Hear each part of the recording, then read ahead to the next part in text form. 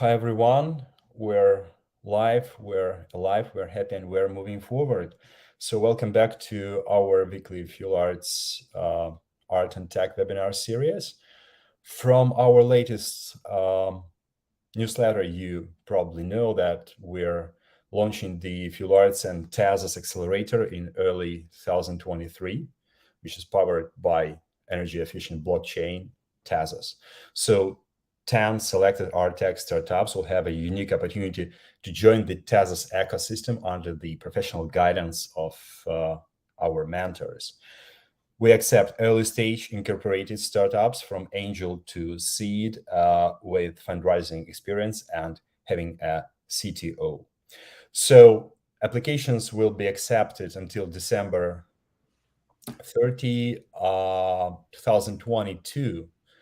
But we've already received dozens of applications, and please don't hesitate. The earlier you apply to Fuel Arts and TAEX Accelerator, the more time we'll have to discuss the uniqueness of your particular startup with our team during our internal due diligence. So let's get back to our today's webinar. I look back to 2019 when Fuel Arts was presented at the Deloitte Art and Finance Conference in Monaco. So on the same stage, the closing findings were made by Inna Bajenova, the owner and publisher of the art newspaper.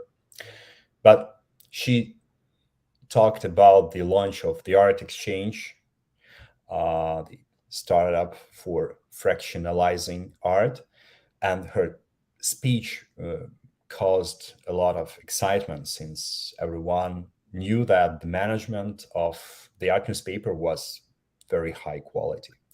So recently, the art newspaper family launched a new startup, which is called TAEX, an NFT Contemporary Art Platform. And we at Fuel Arts were very interested in talking about this today. So I'm happy to, along with Sonia Stabelbein, the project manager of Fuel Arts, I'm happy to invite, to introduce you to our today's guest, Dr. Margarita Kuleva, Senior Curator at TAEX. She's a researcher, curator, and artist. Margarita is a postdoctoral researcher at NYU Jordan Center. Yeah. She has worked with a number of international cultural institutions, including Manifesta Biennale, Boston Center for the Arts, Goethe Institute, Street Art Museum, and many, many more. Hello, Margarita. Hello, pleased to be here. My first question to you is quite an unpredictable one. I know that you are mostly based in Berlin, but is it applicable in our today's world to say curator is based somewhere, because curators have to be everywhere? So in our digital era, is it applicable to say, or let's say to put a stress where is a curator based? I mean, like the current location is not that important. To me, it's more important like where I belong intellectually. So basically it caught me on my travel from Bielefeld in Westphalia, via Berlin to London and then to New York. So tomorrow the location will be different. So, but you know, I mean, to put it like on more like a deeper philosophical, if you like dimension, I would just say that like research in digital art led me to quite an unusual conclusion. So it's like it must be global because it's digital. So it's not like, I mean, if you go back to the times of Iron Curtain, for instance, like where we had difficulties to transfer, like physically, artworks, like today we shouldn't have these problems, but actually like we have these cryptocurrencies. And also like when we look back at how crypto art world operates, we should actually discover that European scene is quite distant from the American one. I mean, isn't that a surprise? That definitely that's a surprise, but you've started. Thank you. Yeah, I agree with you entirely. You've started replying to our next question, which would be like, how It did was you an enter occasion. a I didn't curator, remember the order. with a professional physical or brick and mortar background? How did you personally enter the world of NFT and digital art? Okay, that's interesting. So, like, and well, actually, thank you for this warm introduction. One thing I would add to it is that, like, I worked quite some time as an independent curator, but mostly, like, my area is academic research in fields of cultural studies and social history of art. So I started with an experiment with my co-workers who are historians and designers. And it was a couple of years ago. And actually, I started myself as an artist. So what we did, we created an artwork, and which is we called it Manifesta for No Future Institutions, like, which was kind of for this new digital world, but together with this against it, like a criticism. And pretty much, I mean, it's beautiful work. I still think so. And pretty much it was about the invisible workers of this new world of institutions. So we created it together, and we put it on foundation, and the price was super high. Actually, it was a provocation again. So as a prize, we used the amount of funding we received as an academic collective for 2 years. So it's still there on sale if you wish to support our studies. But actually, I've got quite a lot of hype. Like, some people supported me with this artwork, and some people sent me like a bit of criticism. How do you dare to put this price like high as this? So no one actually bought it, and to be sold, it wasn't the aim. So well, I consider this experiment to be successful.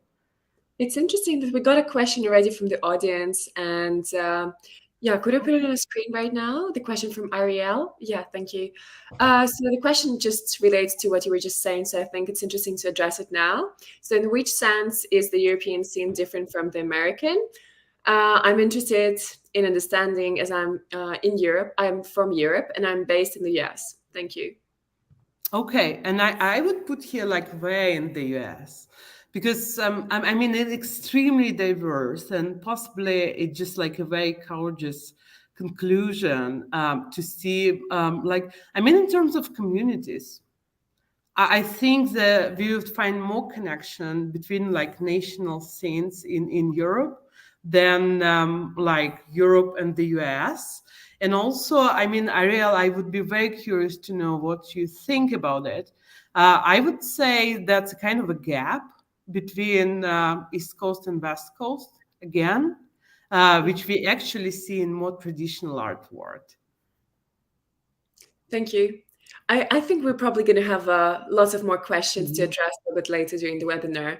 I would actually like to ask you more about the platform itself, about TAEX. Could you tell us more about the platform, what it is, and what is its mission? Okay, love to talk about that. And well, do you have an extra hour? So TAEX is an NFT. An extra life. Do you have an extra life? You're always welcome. Just go TAEX.com, and you'll see all my drops. And I am just literally, I can't stop talking about that. So TAEX.com is an NFT contemporary platform, and we were searching for this title like for quite a lot, because there's so many definitions. Like, we can use media art, which kind of, I don't want to say dated term, but it was with us, it's been with us for a while. We can say digital art, we can even say go back to the 90s, like net art. And we have NFT art and crypto art. So in this formula, like NFT Contemporary Platform, we would say that we kind of bridge together contemporary art world. We sort of we are experts in these new technologies. And speaking of invisible workers, I believe here being invisible, Vlada, our deputy director, is here, and I would just give all my compliments to Vlada as a developer, as a designer of this platform, because as a senior curator, I'm responsible for artistic and aesthetic vision of the platform, but behind this facade, there are a lot of technical work to be done, a lot of institutional work to be done with artists, because like how we choose artists, just most of them, if not all, they're more from institutional art world. So they're participants of like the most significant biennales of contemporary art. They have solo shows and quite meaningful institutions and so on. And then with us, they enter the Web3 universe. So what TAEX does, so we not only sell works, which is, of course, it's an important part, right? But we provide like the full cycle, the full experience, both for the audience, artists, collectors, and if I just can put myself in this cycle for curators, because for me it's especially meaningful to work not only efficiently in terms of technologies, but also ethically. Because like I'm pretty sure it's been much covered in your series and many other resources, like what kind of fraud can happen, what kind of scam can happen, that works can be just stolen. So I mean, like our philosophy is to do it ethically, to do it, I mean, sustainable is rather a question, but we try to make it more sustainable. And also we go, because we all know that crypto market is so dynamic.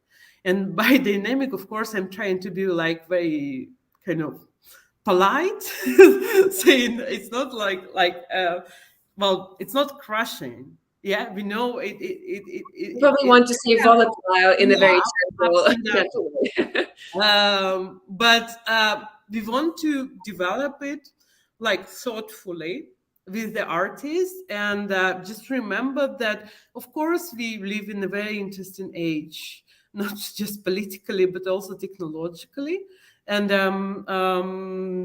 so like we work with AI and metaverse, and we have some ideas about it, but we just want to remember, and our audience to remember, that we value art, we believe in art, and we want to walk together with art and artists.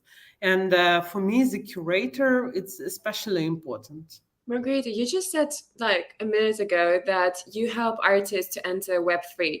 Is that the case usually, that these artists are traditional artists that you work with, and then for the first time they're going to Web3 with you, with TAEX? Yeah, it's an often case.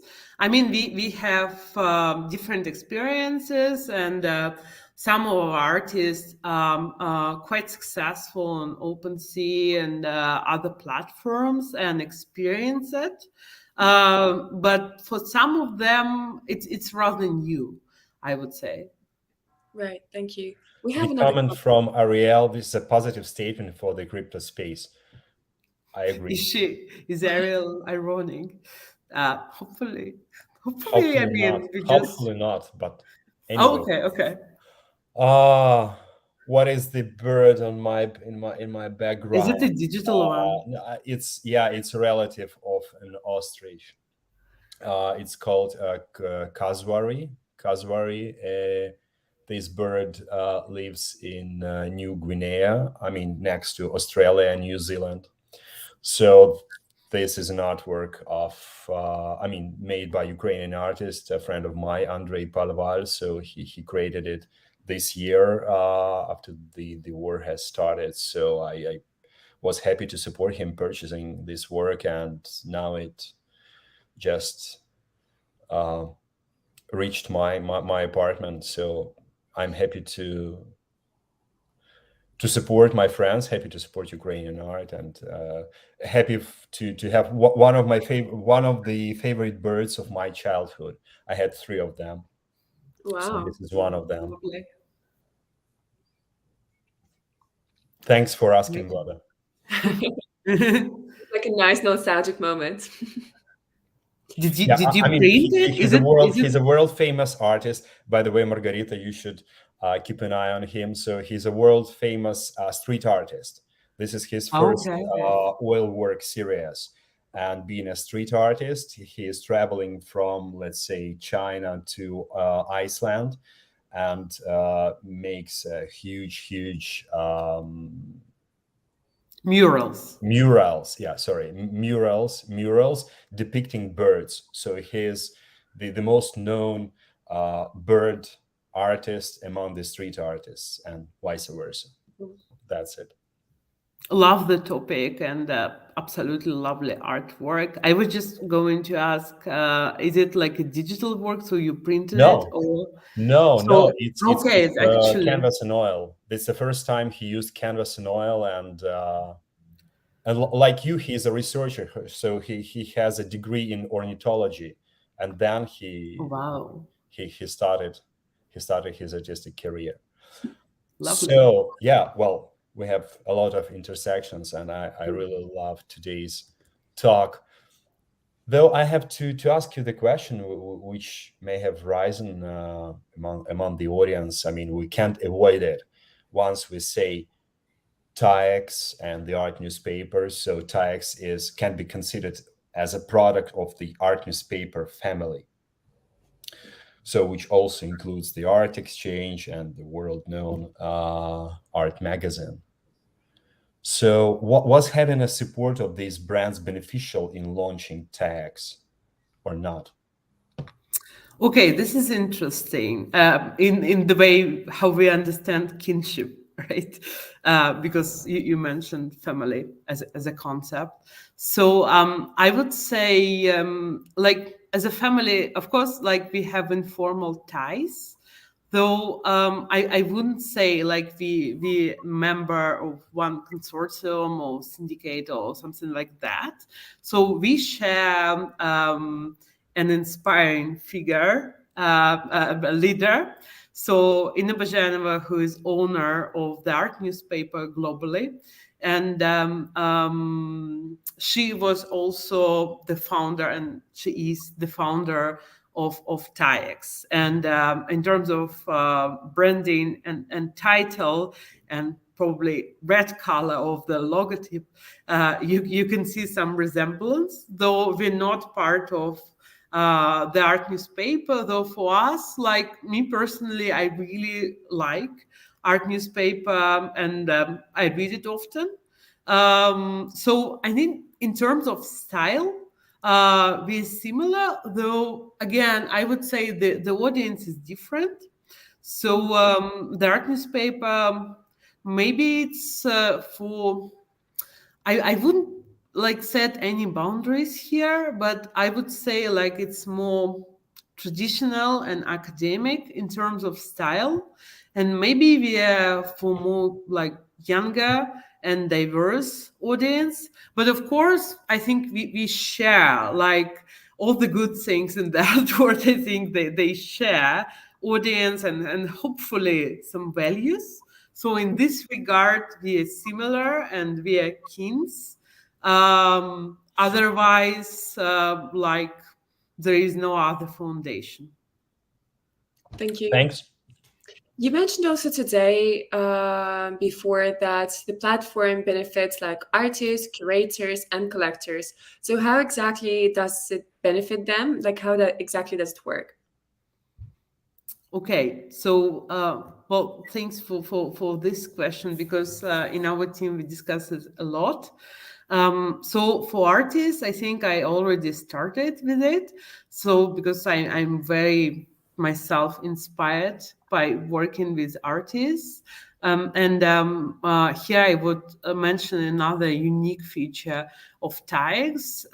So our works, our exhibited drops, they're mostly like special commissions from these artists, which means it's not just works we found and liked, but they're works that were specially created for TAEX. And I don't want to be like too modest, but like honestly, it's a lot of work. And very, very interesting work, like, because with artists, we discuss this together. We have endless Zooms.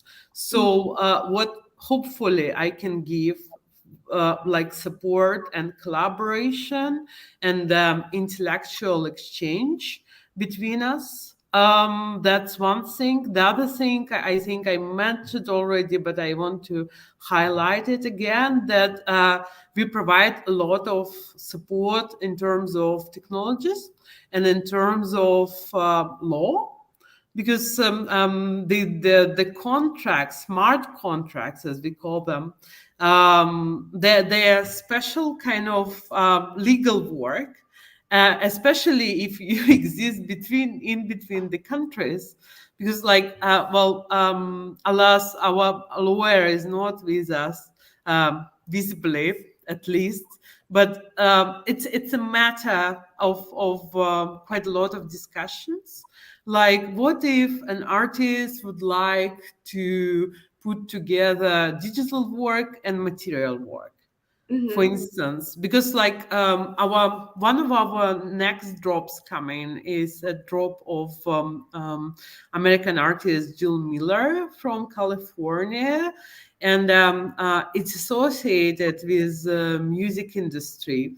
So, for instance, we well, just sneak peek, but we discussed, like, for instance, what if we produce like a record? Like, what does it mean legally?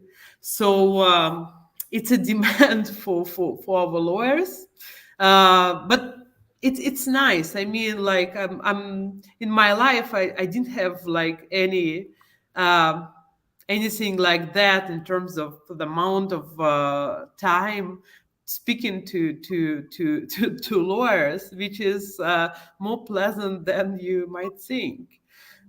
So this is for the artist. For the audience, again, it's not just we put the work online and ta-da, the drop is done. No, our work is a work of mediation. So we explain this work, we transmit this work. And by the way, I just like to promote our Instagram, TAEX.com.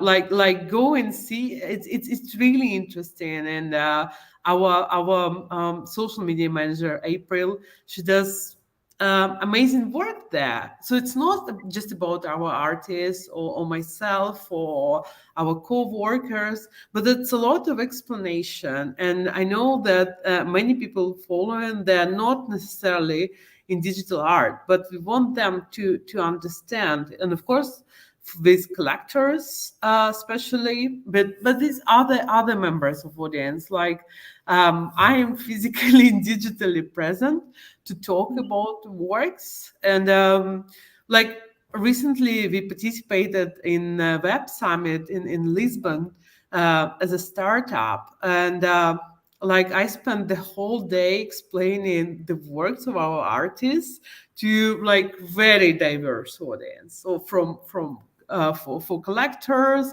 for the startup members, for the media. And how was the experience? Did you enjoy it? Yeah, oh, pretty much. They couldn't stop me. I was really upset when the web summit was over, because it's just like people, they amazed by it. And so it's just like our work. I mean, like, of course it's important to do it intellectually, like high culture, academically, and so on, but a lot of things we produce is actually fun. Like, for instance, we have our summer drop, Joshua Good from Texas, who works with, at the same time, archaeology and popular, mostly American, but not exclusively, culture, like Bart Simpson. So what he does is kind of mockumentary of archaeological excavations, when he pretends that he finds like an ancient Bart Simpson, or Marge Simpson as a Paleolithic Venus, something like that. So, and like at this web summit and other events, people couldn't just believe that this is part of what we do. Or some other important drops, like Moldavian artist Pavel Braila, who explores the history of Chisinau, Moldova's capital, with a particular building, abandoned stadium, Soviet stadium, that now abandoned, but going to be like the place for the largest in Europe American embassy. Like, so as a foundation, he took some of ornaments that were left there, and created a very important digital work. So explaining things like that, for me, this makes TAEX going further. Absolutely. Great. Yes, we have comments. Did you see that? Yes, I see, but I just want a Yeah, I small can't comment see, so from my you lead side. me through it. Yes, you will, Margarita. Please be sure you will see in the right time. So, as you said, you said something like, I want to remain modest, or some. Yeah, am I right? So I remember. Not too modest, but Yes, too kind of, modest. to a So certain degree. regarding the art world, we all know that modesty is the shortest way to remain unknown. So don't be modest in the art world, otherwise you'll touch the unknown. Uh, my question, yeah, let's mix. We have a question from the audience. So why TAEX can be considered an interdisciplinary platform? I think it partially speaks about our curatorial approach. Like, for instance, my background is mixed. It's philosophy, social science, and art history. And our curator, who also works with us, Antonio Gelza, he works in media art as a theorist. That's one thing. Also, it reflects like the variety of artists we have, because I really thank you, Anna, for the question. It speaks really to our selection. Like, we have performance artists, we have some of them are painters. Actually, we have like digital natives from Web3. So in terms of genres and disciplines, it's a mixture. And also, I would repeat myself here, but I think it's very important to build a digital bridge between the continents. So it's not about disciplines, but just like putting things together and mixing them in a new way. So that's an important thing. Thank you, Margarita. Before we proceed to the, let's say, the second part of our webinar, asking you as a curator with a tremendous background, we've already noticed that, and our audience has already noticed that by posting likes and hearts. So I can't see likes and hearts. It's a pity, you know? oh, you should see. You should see. As long as you see our dashboard and you see the live and you see the hearts and you see the quantity of likes, don't you? I can't. That's So all right. sorry Yeah, that yeah, I okay. I cannot just tell you believe you. our The goal. hearts are there. Otherwise, I We'll don't know tell what you should I the do. final amount later. Just believe us. So There are many.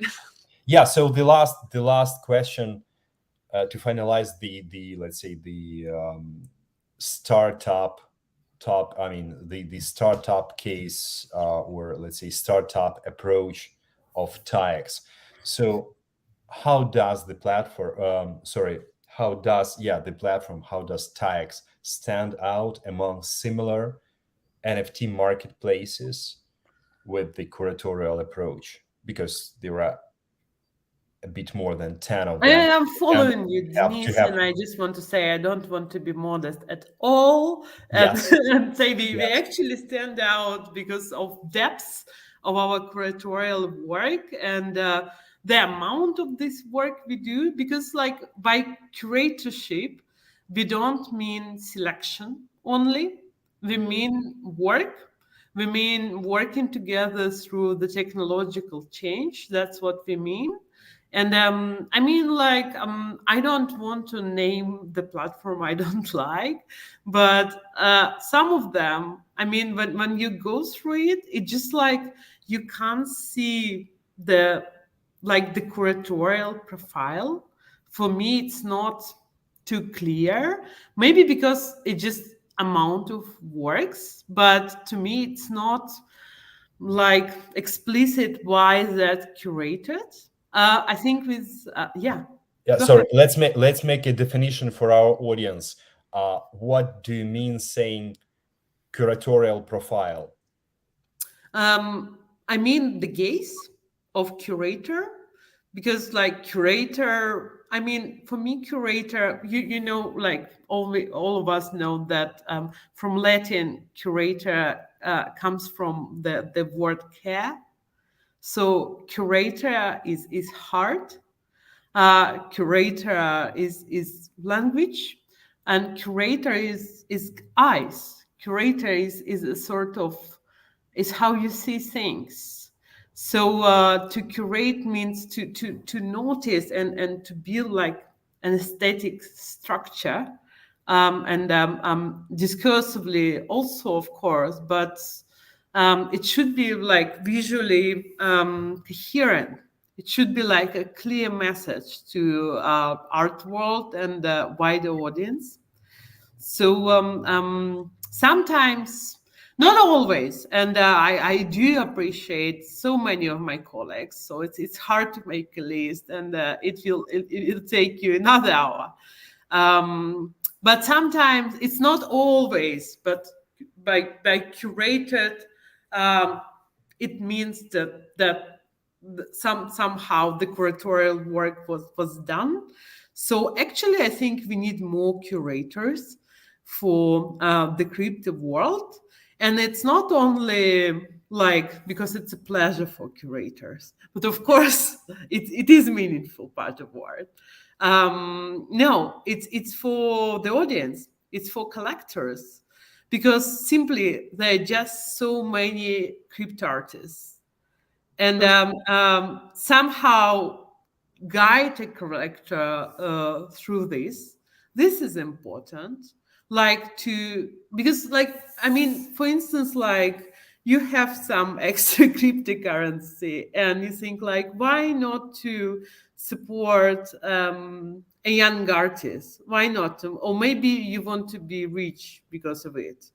And how do you choose? So you open like any platform, and well, of course, you will have you can range the work somehow, like by country, by genre.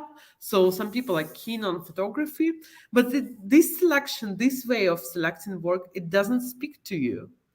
um, there should be other foundation to guide audience through this. So So as Like, you're saying now, like you're basically describing who is a curator in a digital space, right? So the core idea is that curator is going to be someone who is guiding online collectors, correct? Yeah, thank you for summarizing. No, it's just like we wanted to actually give like a full, like, you know, a full question, a full response on this one, because I feel it's very important because the sector is so new and everyone is having very different perspectives on what is what, especially when we talk about curating in Web3 or digital and crypto art. So you want me to expand a little more Yeah, if you could expand a little more on like curating and why you think is actually why it's important. Not only the guidance, is there something else? Why you think it's important to actually have curators or curated projects in the space? I think it's important, like, I think one part we covered within the audience to guide the audience through the variety of works, right? Also, I think it's important for the artists and for these digital curators. I just like, if I can just leave a note for them, for the future curators or current generation of curators, I would just say that somehow, well, academic curatorship in institutions, it works for creating boundaries. Like, so what work is valuable? The one in a museum, right? Or in a good blue chip gallery. And I think digital curation should be different because it gives a chance for so many new artists, sometimes without like academic education, but very passionate in what they do. So curator can be a friend. I don't like the word mentor too much, but like um, like a peer who would provide some help and support for the artists to achieve more aesthetically and intellectually. This is also important, I think. Thank you. I think we covered a lot in this one. Thank you so much. Yeah, I mean, we at Feel Arts, we should confess, we should love the word mentor and mentors and mentorship because, you know, we are constantly mentoring startups from the ideas to the later stages. So we should love mentors. You may not. Margarita, may I ask you, please? So let's concentrate. Let's get back to TAEX as a platform. So, what are your core responsibilities as a senior curator? And I'm reminding to our audience that you're a senior curator at TAEX, NFT marketplace for contemporary art. So, NFT platform for contemporary art, and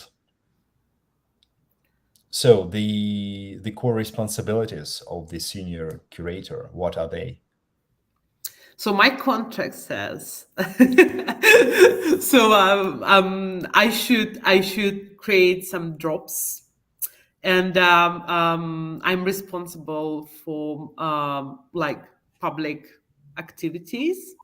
So it means, in translation from legal to normal language, you would say like Be accurate in this translation, yeah, because we okay. have very good lawyers. I know. Yeah, they're friends. They're friendly lawyers. It happens. Yeah, I'm finding artists. That's one thing. I'm working on these special commissions on our drops with them. I write about that. So I create, for every drop, I create a curatorial statement explaining the work, expanding in terms of discourse, why this work is meaningful. I'm responsible for the work with media And I do public talks. And as Andy Warhol would say, sometimes I go to parties to present TAEX as well. That's mainly what I do. But of course, behind this, it's a lot of collaboration going on between us. And I am proud to say we are predominantly female team, which is still a rarity. I think it's a rarity in startup world, don't you think? Um, What's your if stats you say? expand your question a bit, I could give you a more, let's say, In terms of gender, ah in terms of gender, so what's gender distribution among startups? the gender Yeah. distribution.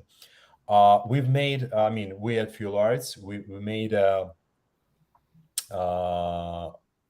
we made a report and devoted a special sector to, let's say, questions of gender diversification. What we found that only 5% of all the founders 5% of all the founders of art and tech startups are female. But after that, those female founders, they receive 36% of all the fundraised money, Oh, cool. which This is means interesting. that if they were not fear of I mean, if they wouldn't fear, or if they didn't have fear of jumping into startup industry, into the ecosystem, they would have been much more successful, because 5% of founders, they collect then 35% of all the money raised. And if they were 10% or 15%, it might have been up to 100%. Yeah, that's kind of So cool. don't be afraid to jump into. Yes, Ariel, we agree with you that women in Web3 groups are everywhere now. We were talking now, I mean, because I mean, in our research we were looking at the in historical retrospective, all the more than 2,000 of art and tech startups starting from early 2000s.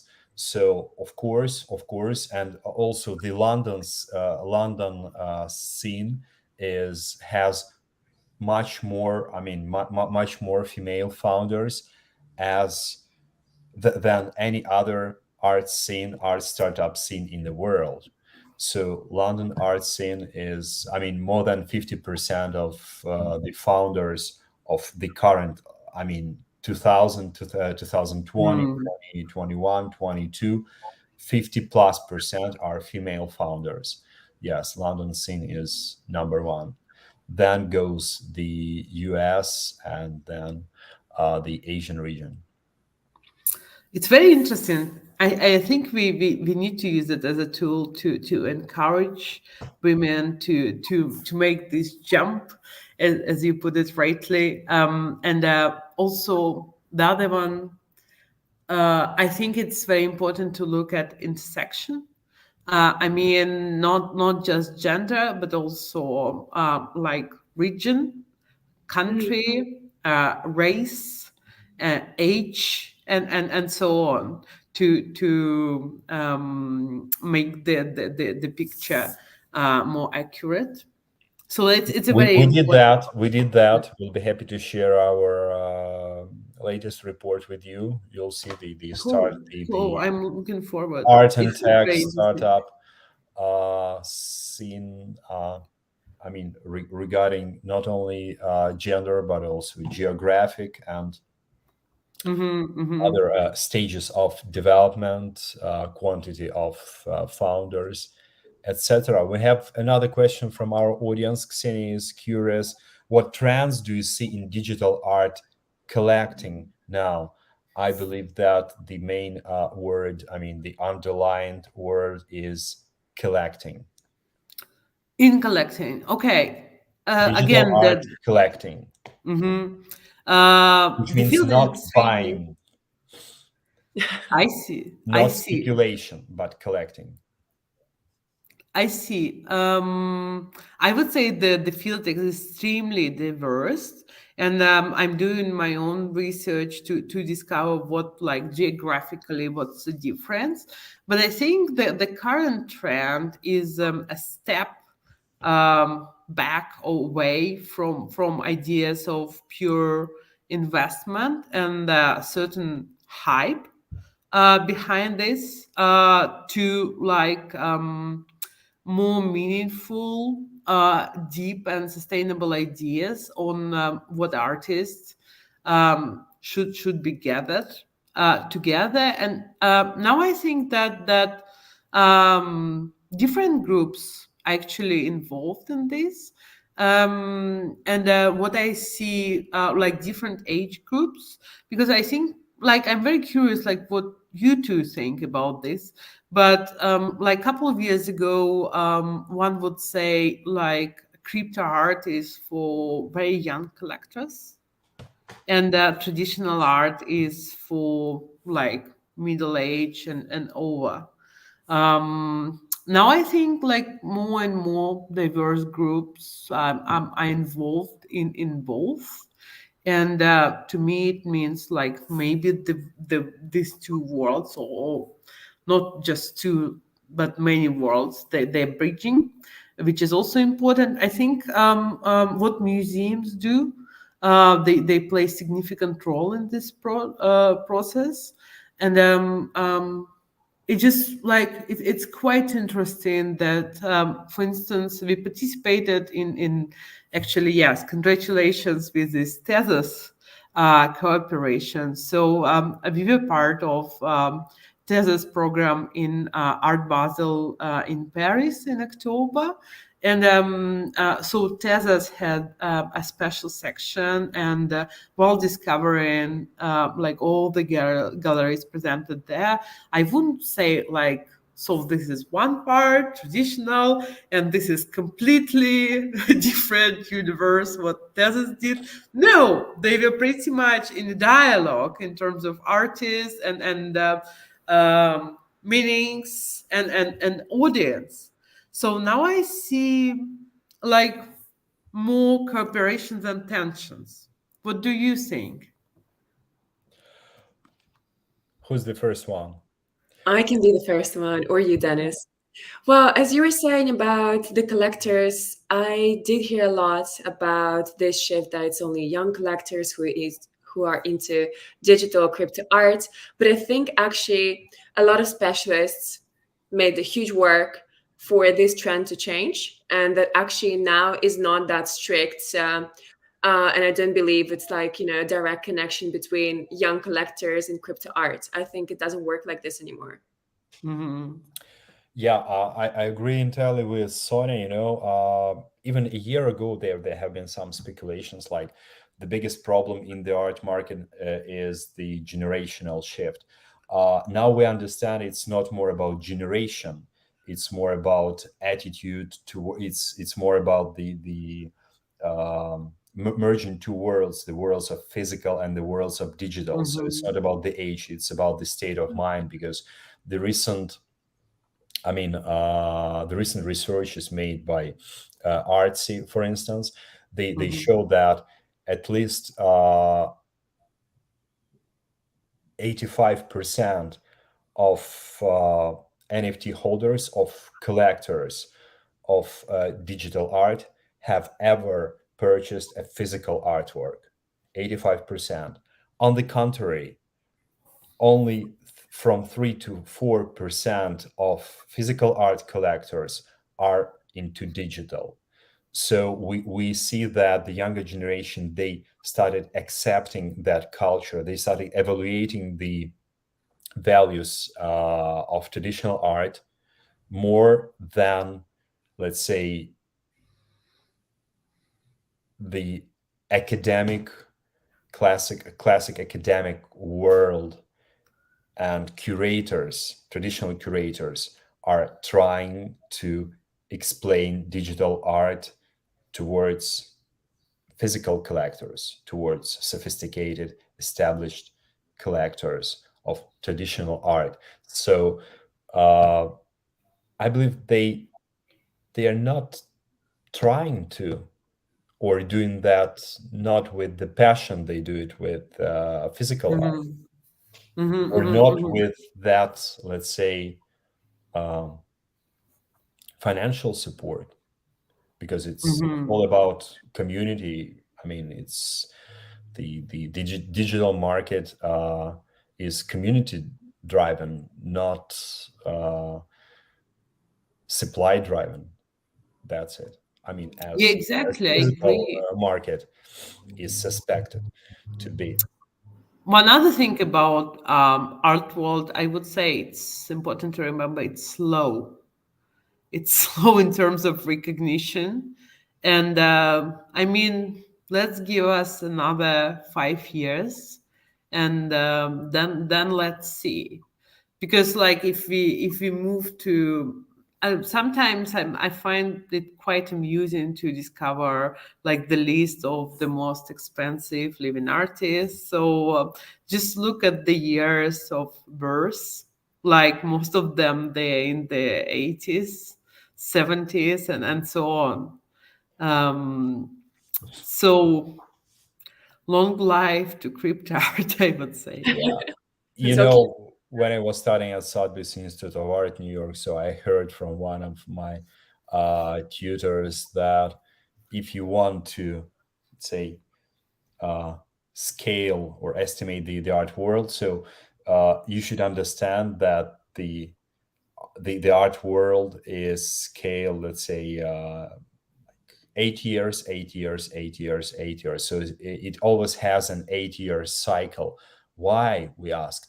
Because 8 years is uh, the best time for holding one piece between the two transactions in monetary terms,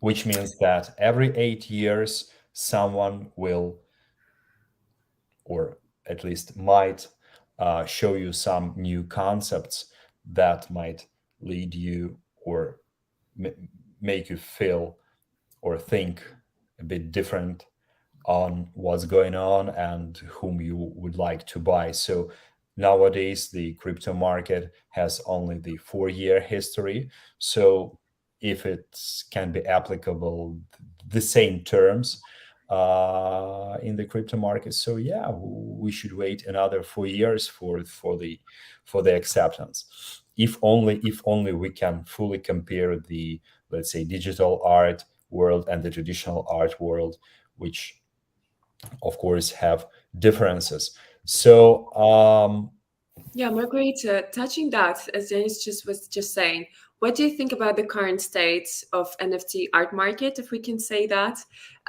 What do you think what is happening now, and what do you think might be happening in the future? Oh, it's a hard one. I know. Yeah. I mean, like we started with that it's I think it wouldn't be right to call it stable, right? At least. So it's extremely dynamic, but I think some of the tendencies we underline already, like the merging worlds that actually we need more time. And I really like the model Dennis proposed about these 8 years, though I'm still thinking about the number of years and why it's even and why it's not 10. I think it goes with the biennial cycle. So I think it's just like a legacy of previous models of art world. And it would be actually interesting to compare digital art market with other markers of cultural production, like what happens with digital fashion, for instance. And also when we say things about crypto world, it's important that it's more interdisciplinary than traditional one. So I think I actually see more collapse with other industries.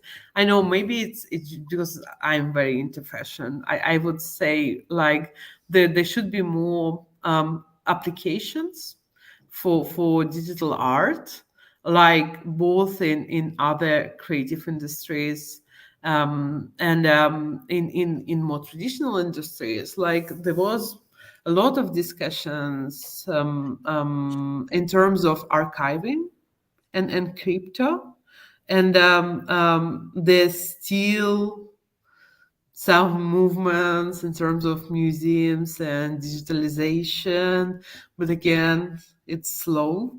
Let's see what's going to happen.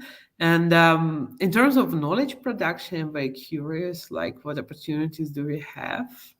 And legally, again, it's very interesting in terms of copyright. And my belief, it should be like a more useful tool for all kind of producers. And of course, in terms of course, it's a different room, but with like just next door, if we talk about AI and the development of DALE, Midjourney, and so on, and the copyright issue. I mean, for us, it's also important because some of our artists use these instruments, and it's not just legally interesting or legally, I know, concerning, but conceptually interesting. Like, how should we speak about rights, authorship, and then if we open this question up, like what does it mean to be an artist within like next 10 years, within next 50 years?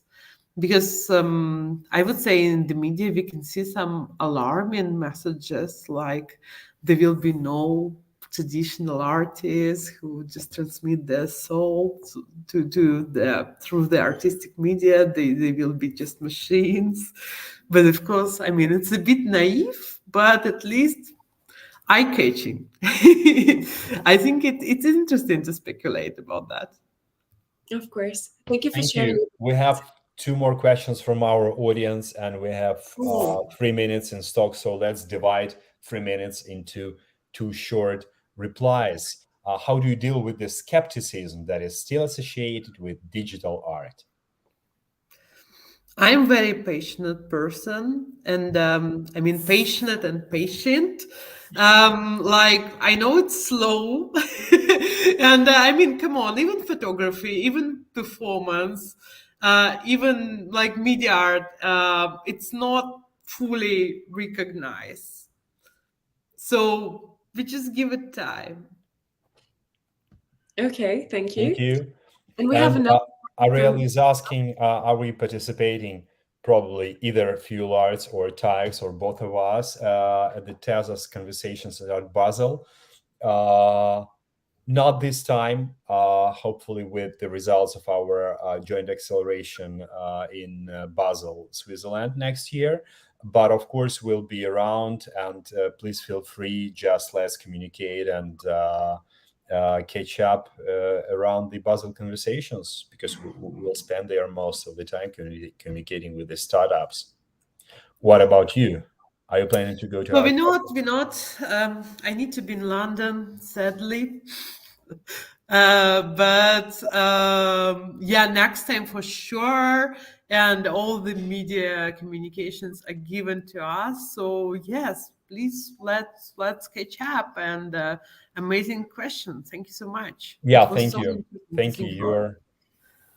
The questions were full of passion today, which shows that there is a lot of passion in the digital art as well as in the traditional one. Absolutely. Thank you, Margarita, for today. Thank you for being here today with us. As Dennis just said, there was so much resonance and active audience today, which was great. And yeah, thank you so much for telling us about TAEX and what is digital curation, how important it actually is. My pleasure, absolutely. Thank you very much. Thank you. Thank you, and well, trust in art in whole, independently if it's digital or physical. And see you in a week. Thank you. Bye. See you. Bye. Bye-bye.